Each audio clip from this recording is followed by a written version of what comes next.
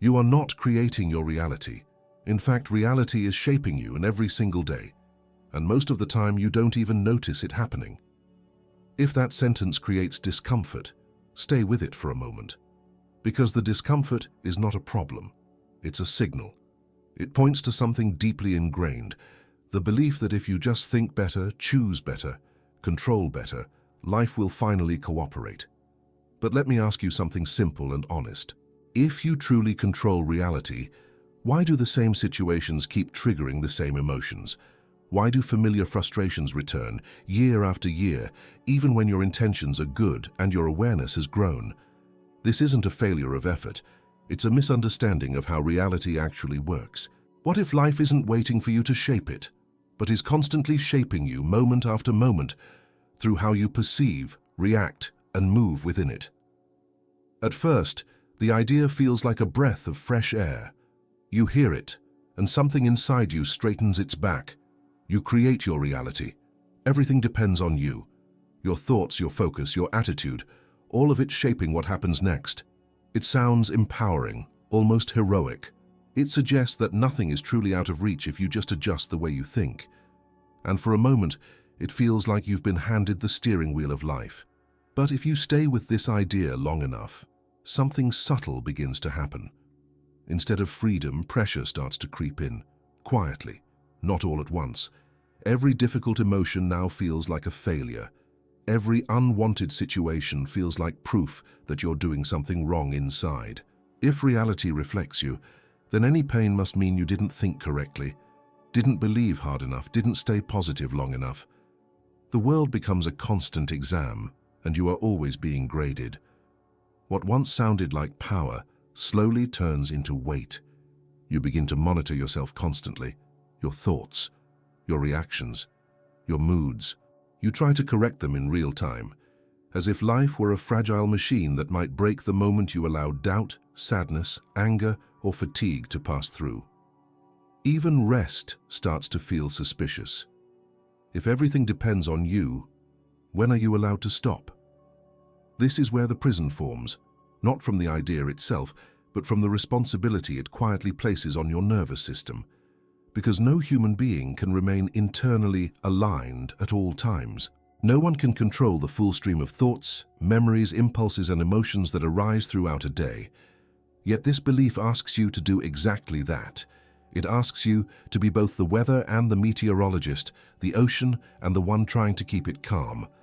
So instead of listening to what you feel, you start policing it. Instead of understanding your reactions, you judge them. Instead of allowing life to show you where you are tender or rigid, you try to override those signals with mental force. And slowly, without noticing, you move further away from direct experience. The irony is that this idea often enters your life during moments of vulnerability, when things feel uncertain, when control feels lost, when you want reassurance that chaos can be managed. You create your reality sounds like a lifeline in those moments. It promises safety, predictability, order. But life is not a spreadsheet. It doesn't respond well to micromanagement. When you carry the belief that everything depends on you, you stop seeing how much is already in motion before you even arrive. You overlook history, conditioning, biology, culture, timing, and randomness. You reduce a complex living system into a personal performance review, and that reduction comes at a cost. The cost is honesty, because if everything depends on you, there is little room to admit confusion, little room to say, "I don't know," little room to simply be impacted by something without immediately trying to fix yourself. Even grief becomes something to manage. Even fear becomes something to eliminate. Even uncertainty becomes an enemy. And yet, life continues to present uncertainty anyway, so you try harder, you double down, you refine your techniques, you read more, you affirm more, you visualize more, but the tension doesn't leave. In fact, it often increases. Because beneath all the effort, there is a quiet question you don't quite allow yourself to ask. If I'm so powerful, why does this feel so exhausting? This is where the idea reveals its hidden edge. It doesn't actually teach you how reality works. It teaches you how to blame yourself when reality doesn't cooperate. It keeps your attention locked inward, but not in a gentle, curious way. in a vigilant, self-surveilling way. You become both the actor and the critic, performing life while watching yourself perform it. And the more you do this, the less neutral your perception becomes. You start seeing outcomes as personal verdicts.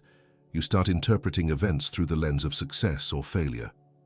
You stop noticing what is actually happening and focus instead on what it says about you. Life becomes symbolic rather than real. Everything means something about your worth, your awareness, your alignment. This is not liberation. This is subtle confinement. Because true freedom doesn't come from believing you control everything. It comes from understanding what you never controlled to begin with. It comes from seeing how much of your experience is shaped before choice even enters the picture. Your reactions, your preferences, your sensitivities, your blind spots, none of these were consciously selected. They were learned, absorbed, repeated, reinforced. And yet most of the time, you look at the world as if you were seeing it fresh. This is the quiet mistake almost everyone makes, not because they are careless, but because the filters they look through feel invisible. And as long as you believe you are observing reality directly, you will never question the lens through which you see it. That is where the next layer begins. The first mistake doesn't feel like a mistake at all. That's why it's so powerful. It hides in plain sight, wrapped in something that feels obvious, almost unquestionable. You move through your days with the quiet assumption that you are seeing things as they are, that your reactions are reasonable, that your interpretations make sense because they come from what happened. It feels natural to believe this. After all, you were there. You heard the words. You saw the behavior. You felt the impact in your body. So of course your perception feels neutral, objective, justified. But this is where the illusion begins. You are not observing reality directly. You are observing it through a structure that has been forming for decades. A structure so familiar that you confuse it with truth itself. You don't experience the world first and then interpret it.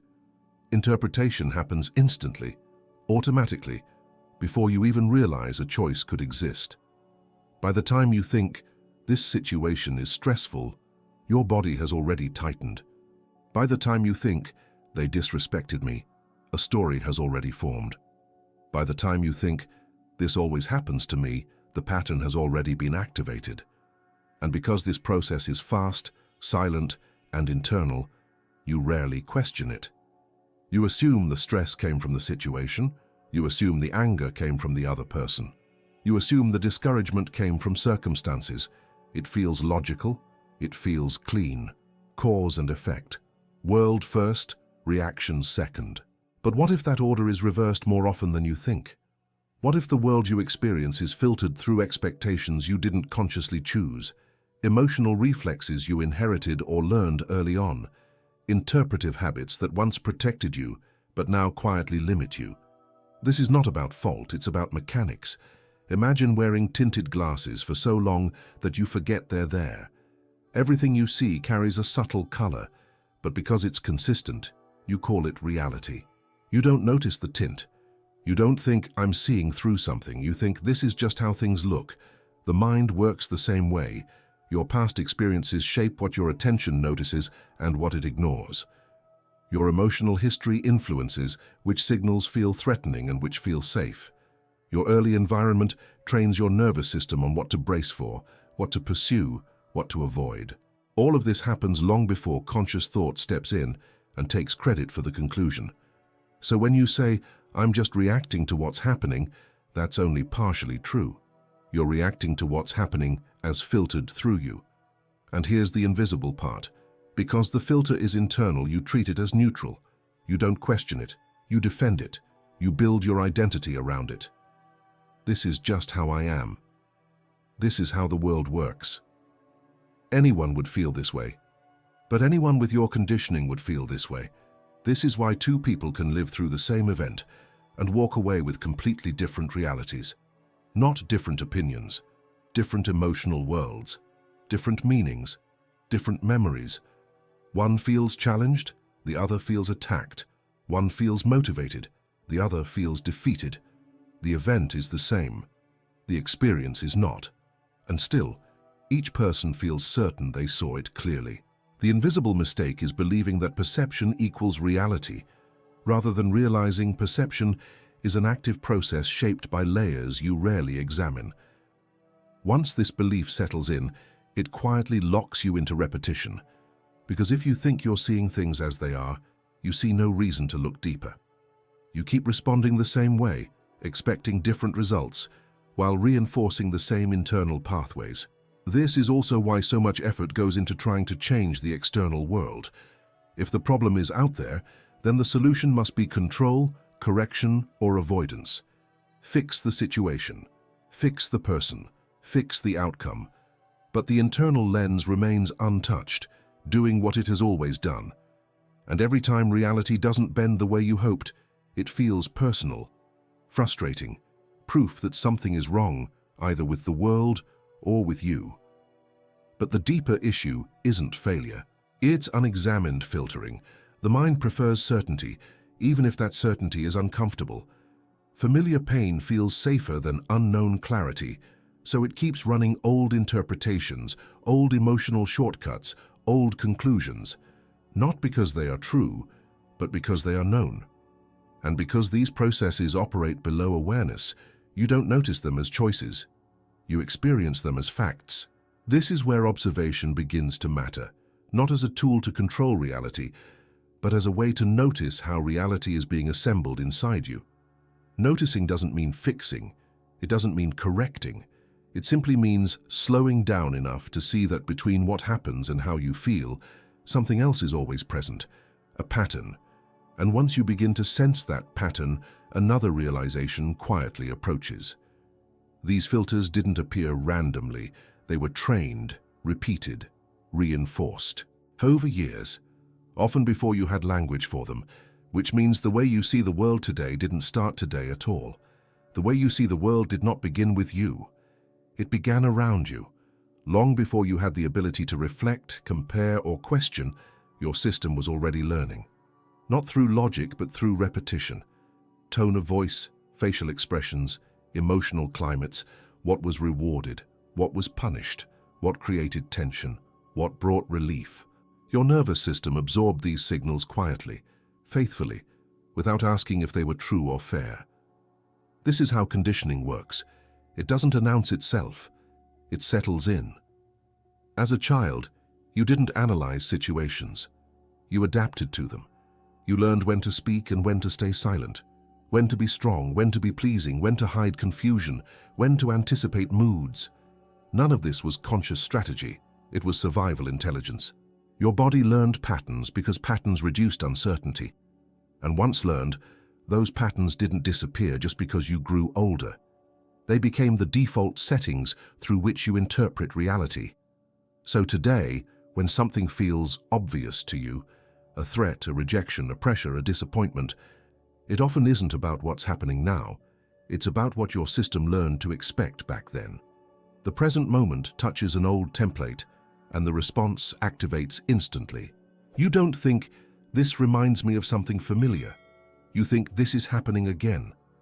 That's the power of conditioning. It collapses time. Your body reacts as if the past is still unfolding. Your emotions respond as if the same rules still apply. Your thoughts justify the reaction after the fact, building a story that makes it all feel current and reasonable. And because this process is internal, you experience it as truth. You say, this situation makes me anxious. But often, the anxiety arrives first, and the situation simply gives it a place to land. You say people can't be trusted, but that conclusion may have formed long before this person entered your life. You say, I always have to handle things alone. But that belief may have been shaped in moments when support wasn't available, not because it never exists now.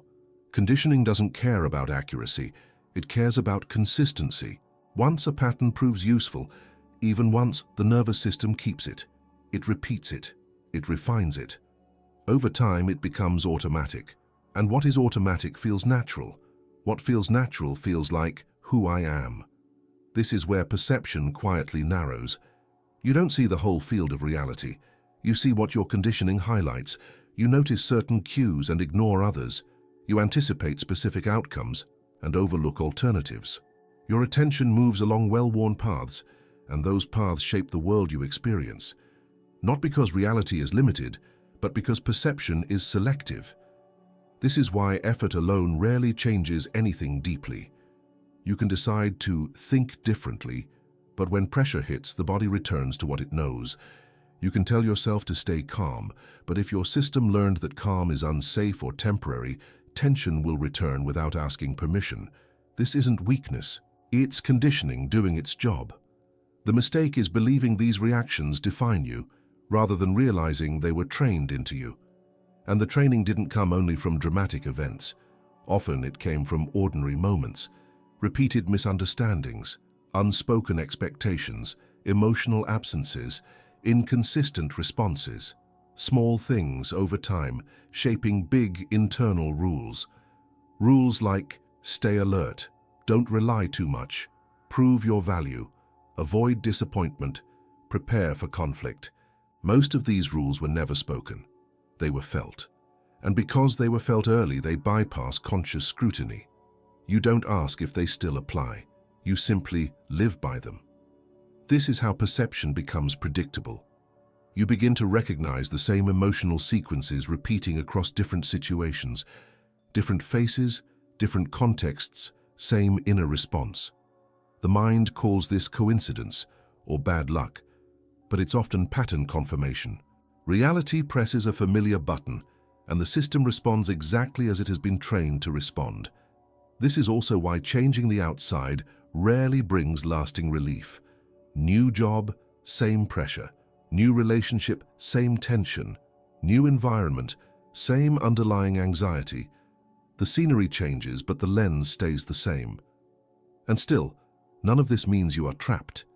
But it does mean that freedom doesn't start with control. It starts with recognition. Recognition doesn't require you to dismantle your conditioning all at once. It doesn't ask you to judge it or fight it. It simply asks you to notice that what feels immediate and personal is often patterned and inherited. When you begin to sense this, something subtle shifts. Not outside, inside the way you relate to your reactions. You stop taking them as absolute. You stop assuming they are the final word on reality. You begin to see that what you call my experience is actually a meeting point between what happens and how you have been shaped to meet it. And as this awareness deepens, another layer becomes visible. Reality doesn't respond to what you wish for or demand. It responds to the structure you bring into each moment, the posture, the expectations, the emotional tone already in place before anything unfolds. There is a quiet misunderstanding that shapes much of human effort. You believe life responds to your wishes, your intentions, your goals. You focus on what you want to happen, what you hope will change, what you are trying to attract or avoid. And when things don't move in that direction, frustration sets in, confusion, self-doubt. You wonder why your intentions feel invisible. But reality has never been listening to what you want. It responds to what you are when you show up, not to your declarations, but to your posture, not to your affirmations, but to your internal organization. The emotional tone you carry into a moment speaks louder than any thought you repeat in your head. Life doesn't negotiate with your desires, it interacts with your structure. This is difficult to accept at first because it removes the comfort of fantasy. Wanting is easy, being is not. You can want calm while your body is braced for impact. You can want connection while your system expects disappointment. You can want clarity while your attention is scattered and tense. And when reality meets you there, it responds accordingly, not to punish you, but because interaction follows coherence. Think of how animals respond to humans, not to words, but to presence. A nervous body creates nervous reactions. A rigid stance invites resistance. A grounded posture changes the entire exchange without saying a word. Life works in a similar way with you. What you call external circumstances often mirror internal patterns that are already active. If your system is organized around urgency, reality feels rushed. If your system is organized around defense, reality feels threatening. If your system is organized around control, reality feels unstable. These aren't metaphors, they are lived feedback loops. And this is where many people get stuck. They try to change outcomes without noticing the state they are bringing into the interaction. They push harder, plan more, visualize better, speak more confidently. all while carrying the same internal tension that shaped previous results. When nothing truly shifts, they assume they didn't try hard enough. But effort is not the issue, alignment is. Reality doesn't wait for you to become perfect or healed or fully aware. It simply responds to the signal that is most consistent, and consistency lives in the body more than in the mind. It lives in how quickly you react, how tightly you hold expectations, how much space you allow for uncertainty. This is why two people can ask for the same thing and receive very different experiences. One moves through the world with a subtle openness, the other with a quiet contraction. One expects resistance, the other expects engagement. Neither may be conscious of these expectations, yet reality reflects them with striking precision. Not because life is personal, but because it is relational. You are always in relationship with what unfolds. And relationships are shaped less by intention and more by presence. How you listen, how you wait, how you respond when things don't go your way. These moments reveal what you are rooted in far more than what you say you believe. This doesn't mean you are stuck being a certain way. It means change begins at a different level than most people aim for. Instead of asking, how do I get reality to respond differently? The more useful question becomes, what am I consistently bringing into this moment? Not as self-criticism, but as honest observation. What tone lives beneath my words? What assumption sits beneath my hope? What tension exists before anything even happens? When you start to notice this, something subtle becomes clear. Much of what you call effort is actually resistance, a pushing against what is already here, a tightening around outcomes, a refusal to be with uncertainty. And that resistance becomes part of the signal reality responds to. The paradox is that the more you try to force change, the more rigid your internal structure becomes. And rigidity limits perception. It narrows options. It makes life feel heavy, slow, uncooperative. Not because reality is against you, but because rigidity reduces responsiveness in you and in the system you're interacting with. This is where the misunderstanding deepens. You may assume that becoming more conscious means exerting more control, monitoring yourself more closely, correcting every reaction, managing every outcome. But control and consciousness are not the same thing. Control tightens. Consciousness widens. Control tries to impose order from the outside. Consciousness notices order already forming. Control resists deviation. Consciousness adapts to information. One demands compliance. The other allows feedback. If reality keeps responding in ways that surprise or frustrate you, it may not be asking you to want something different. It may be asking you to notice how you are meeting it. Because life is not waiting for your commands. It is already in conversation with your presence. And once that becomes visible, another question naturally emerges, not about how to change reality, but about why the impulse to control it feels so strong in the first place. At some point, control starts to wear the mask of awareness. It feels intelligent, responsible, even spiritual. You tell yourself you're being conscious when, in reality, you're just trying to manage uncertainty more efficiently. You pay close attention to your reactions, your thoughts, your choices, not to understand them but to regulate them, to keep them within acceptable limits. This is where the confusion begins. Consciousness is open, control is tight. But from the inside, they can feel very similar. Both involve attention. Both involve self-observation. Both promise a sense of safety. The difference is subtle, and because it's subtle, it often goes unnoticed. Control says, I need to stay on top of this. Consciousness says, let me see what is actually happening. One is driven by fear of losing grip, the other by curiosity. When control takes over, awareness narrows. You watch yourself like a supervisor watching an employee. You correct, adjust, suppress. You try to stay calm rather than noticing the tension. You try to be positive rather than acknowledging discomfort. You try to be centered rather than admitting you feel off balance. This creates a strange internal split. One part of you is having an experience, another part is trying to manage it, and the managing part is rarely at ease. It's scanning for errors, anticipating problems, preparing responses. Even silence becomes something to handle. You might call this self-mastery, but it often feels exhausting, because control never rests. It doesn't trust the moment to unfold without interference. It assumes something will go wrong if attention slips, so it stays alert, vigilant, slightly braced. And that posture becomes your baseline. From there, the world looks different. When you are controlled on the inside, reality appears unpredictable on the outside. When you are rigid internally, life feels unstable externally. You interpret neutral events as signals, ambiguity as threat, change as loss of footing. Not because the world is chaotic, but because your system is busy holding itself together. This is the danger. Not that you try to be aware, but that you mistake vigilance for clarity. You believe you're present when you're actually tense. You believe you're conscious when you're just monitoring yourself closely.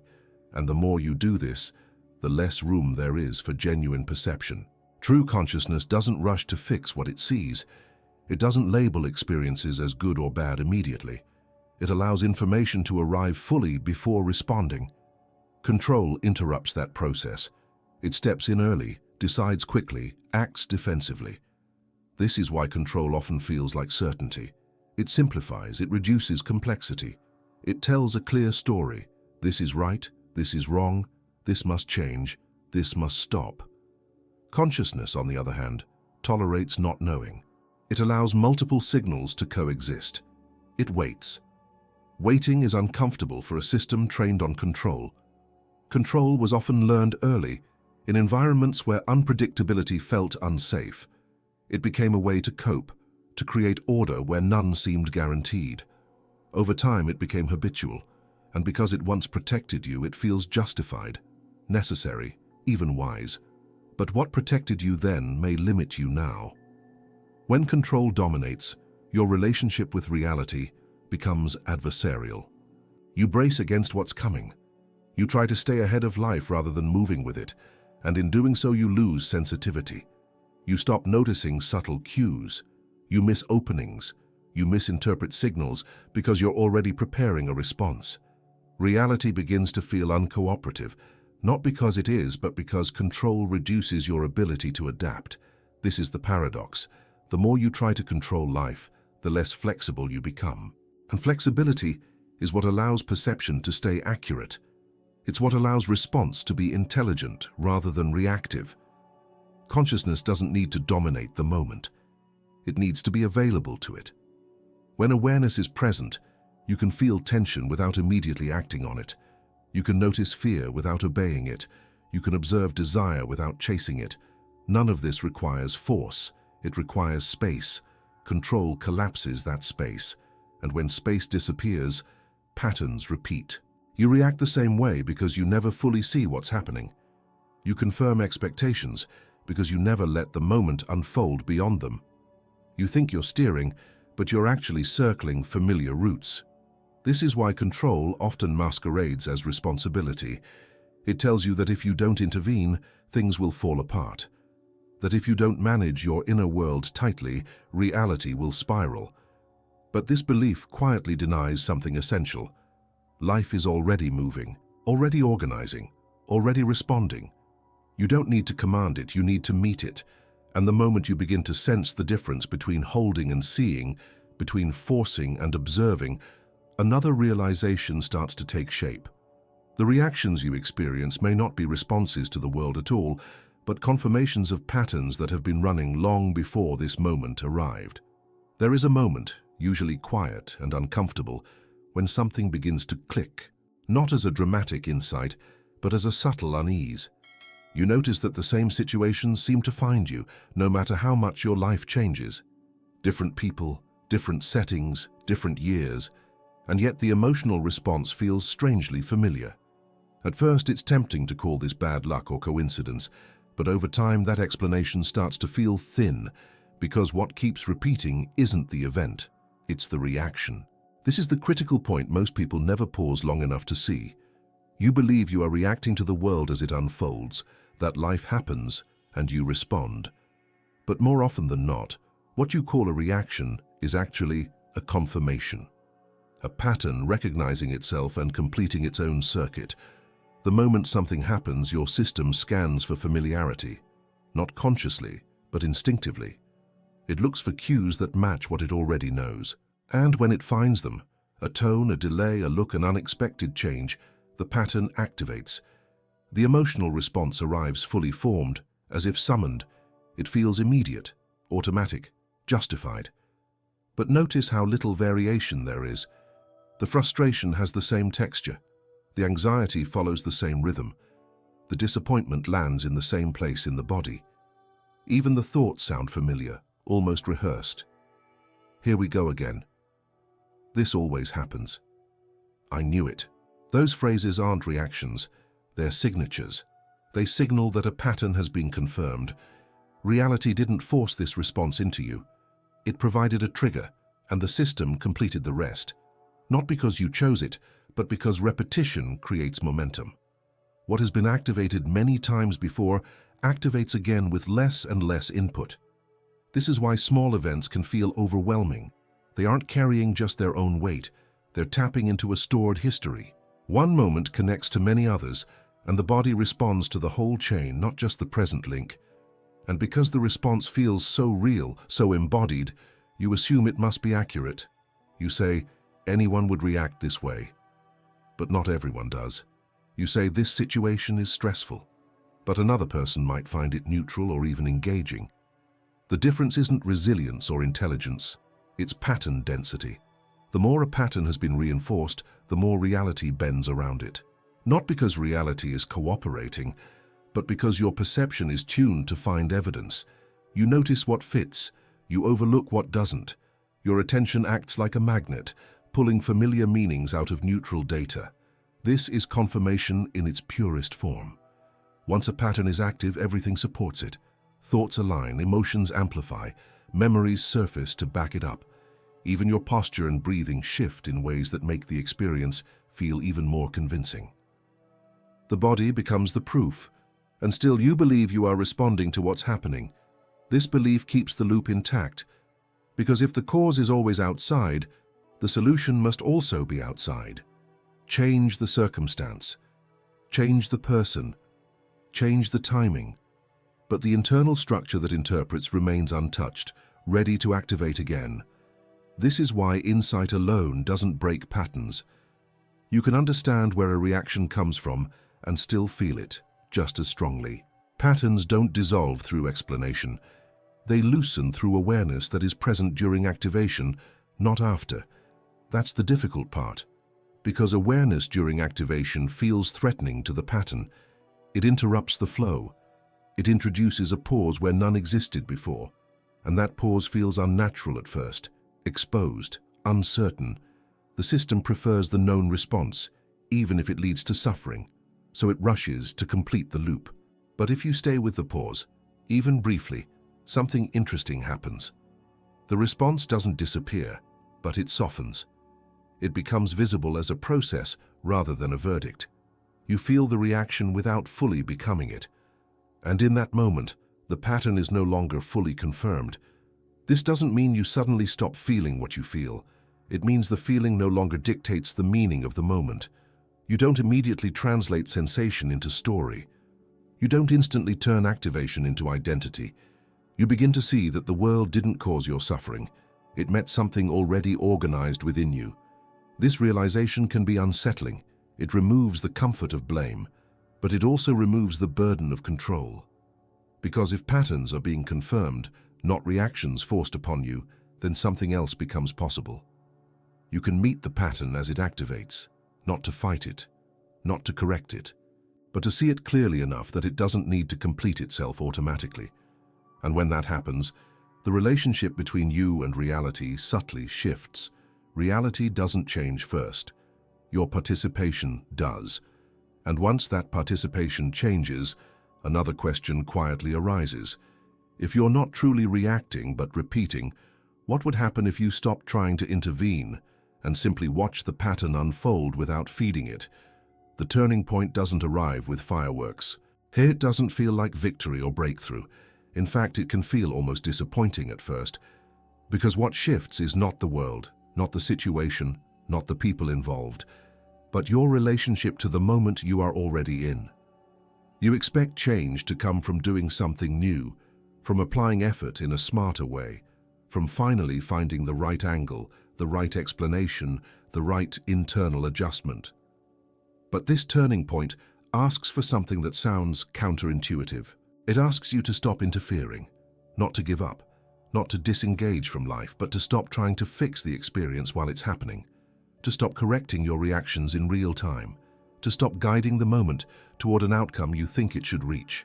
This feels risky at first, because effort has been your safety net, control has been your orientation. Letting go of that feels like stepping into open space without knowing what will hold you. So the instinct is to stay alert, to watch closely, to stay ready to step in. But something subtle begins to reveal itself when you don't. When you allow the reaction to be present without arguing with it, the reaction changes quality. It doesn't disappear, but it loses its authority. It no longer feels like a command that must be followed. It becomes information. You notice the tension without immediately translating it into meaning. You feel the emotional charge without rushing to explain it.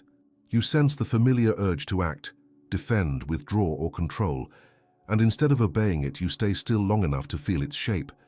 This is unexpected because nothing dramatic happens. No instant peace, no sudden clarity.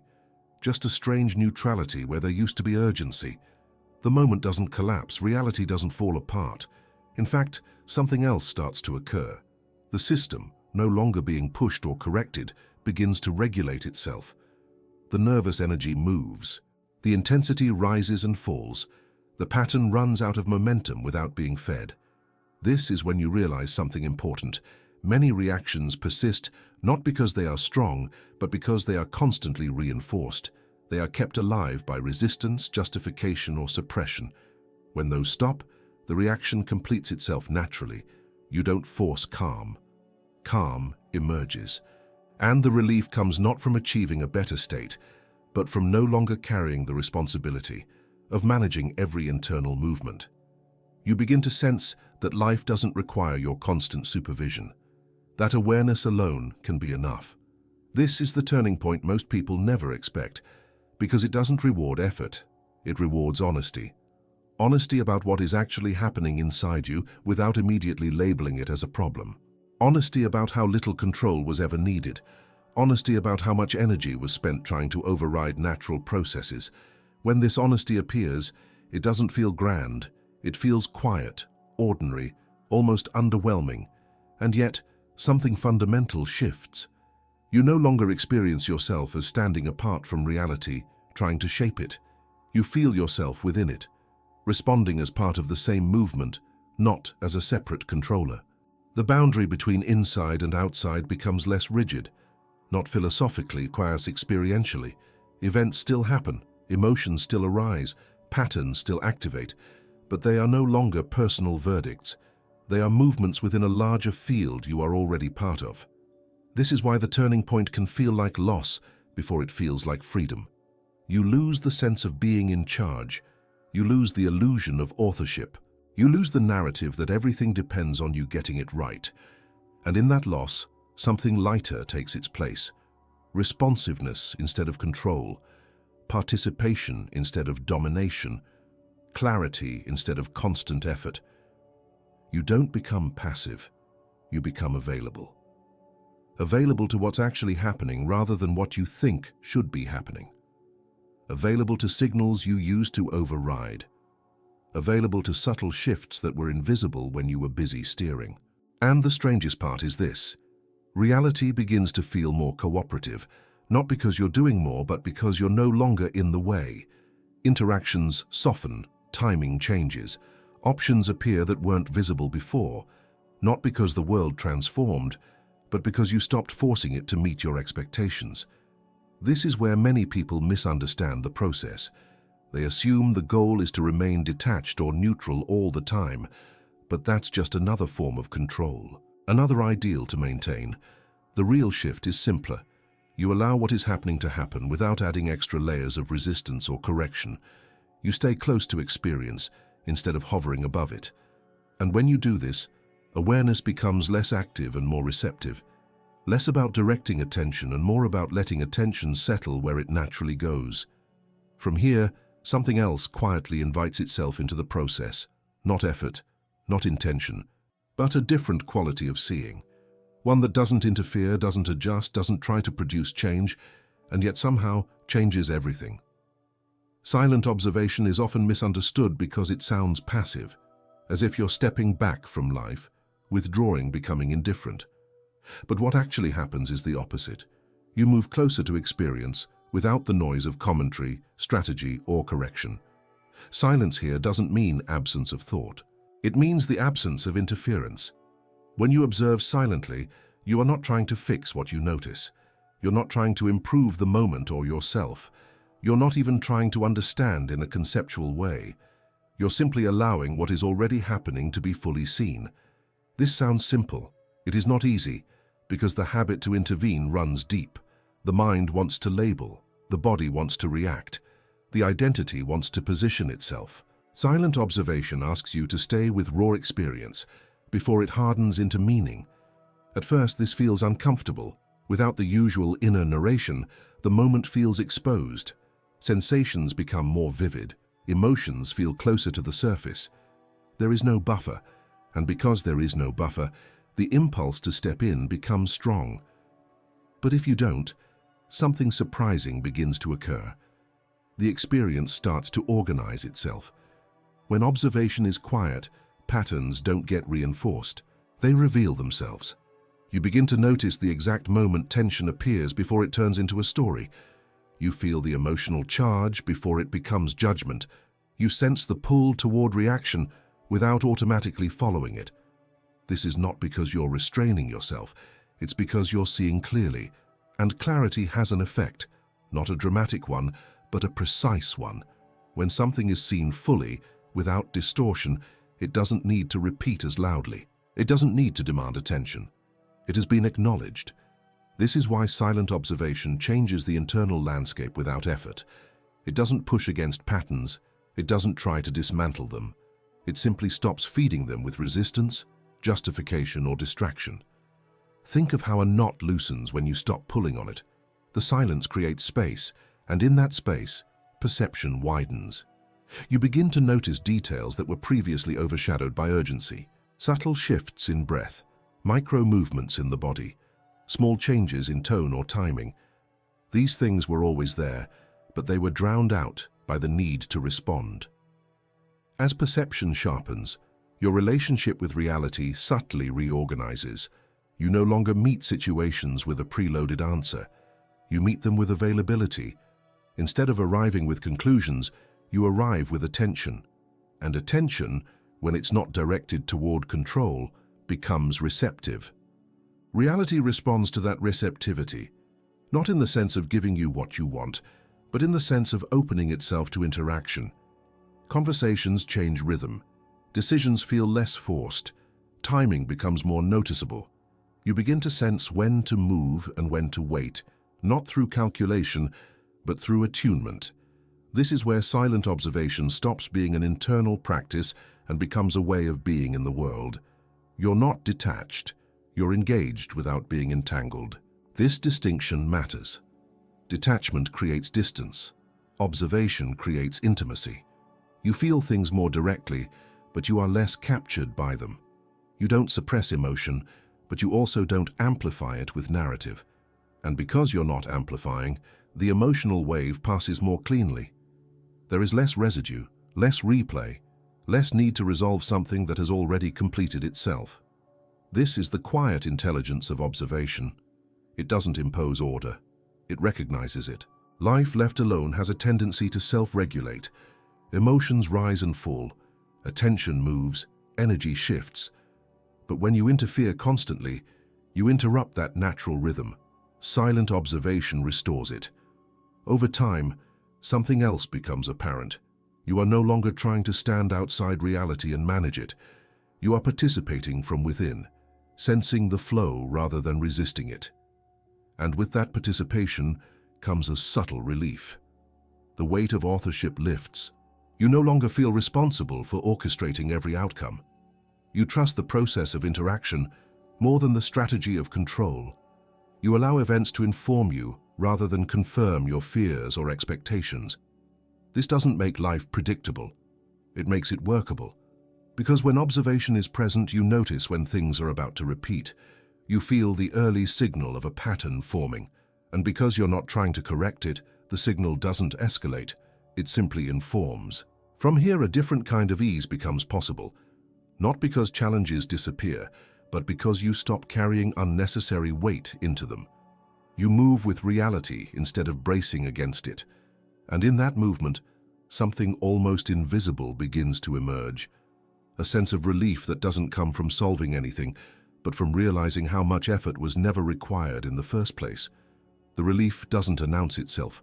It doesn't feel like joy or triumph. There is no dramatic sense of arrival.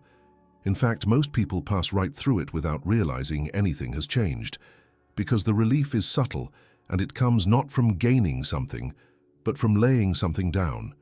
What you lay down is not effort itself, but the extra effort, the constant inattention of trying to manage life as if it might slip out of control at any moment, the quiet belief that you must stay vigilant or everything will unravel.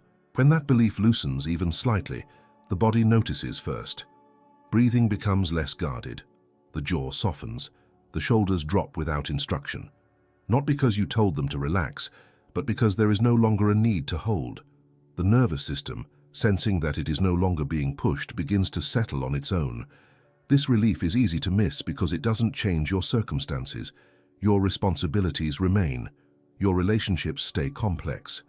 Uncertainty doesn't disappear, but your relationship to these things shifts just enough to make them lighter. You stop carrying life like a fragile object that might break if you move the wrong way. There is a quiet recognition that you were never meant to hold everything together. That much of the strain you felt was self-generated, not because you were weak, but because you believed control was necessary for safety. When that belief softens, the world doesn't suddenly become safe, but it becomes less hostile. You notice that moments pass without being managed. Conversations unfold without constant internal commentary. Decisions are made without over-analysis. You act, not from urgency, but from response.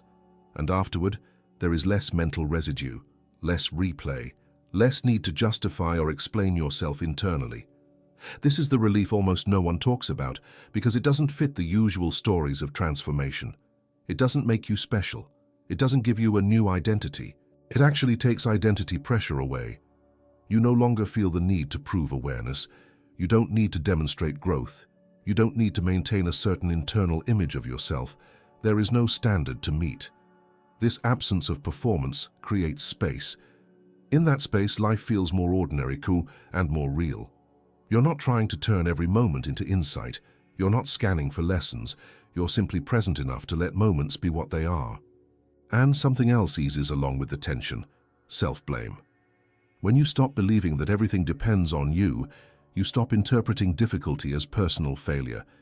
You still take responsibility for your actions, but you don't carry responsibility for the entire system.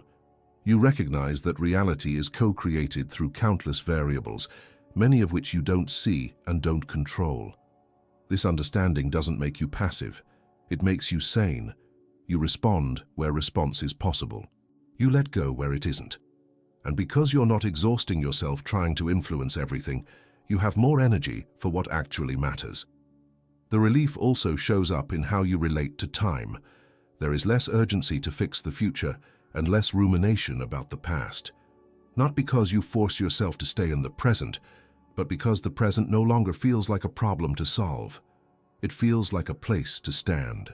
From here, patience stops feeling like waiting and starts feeling like trust. Not blind trust, but experiential trust. The kind that comes from seeing that life continues to move even when you're not pushing it. You begin to notice small alignments, moments where things fall into place without effort. Not because you manifested them, but because you didn't obstruct them. These moments are quiet, easy to dismiss, but they accumulate. And as they do, another layer of relief appears. You no longer feel separate from what's happening. You're not watching life from behind a glass wall, trying to steer it from a distance. You feel included, embedded, part of the same movement you once tried to control. This sense of inclusion changes how challenges land.